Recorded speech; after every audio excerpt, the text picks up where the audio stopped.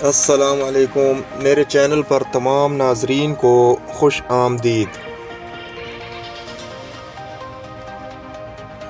آنکھ میں آنے والا پانی نمکین، منہ کا پانی میٹھا اور کان میں موجود پانی کڑوا کیوں ہوتا ہے؟ ان تین اعضاء میں موجود پانی کی الگ الگ تاثیر میں اللہ تعالیٰ کی بڑی حکمت پوشیدہ ہے۔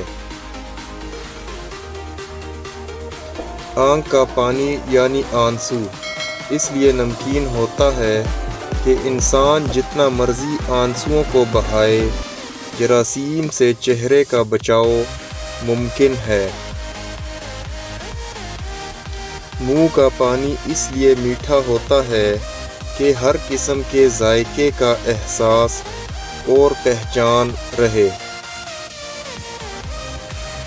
کان کا پانی اس لیے کڑوا ہوتا ہے تاکہ حشرات وغیرہ کان میں نہ گھس سکیں، اور اگر گھس بھی جائیں تو کان میں موجود پانی کی کڑواہٹ سے ہلاک ہو جائیں۔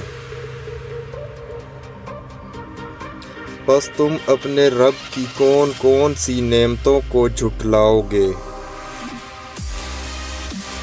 ویڈیو اچھی لگے تو لائک کر دیں، اور چینل پر نئے ہیں تو سبسکرائب کر دیں۔ نیکسٹ ویڈیو ملتے ہیں، تب تک کے لیے اللہ حافظ۔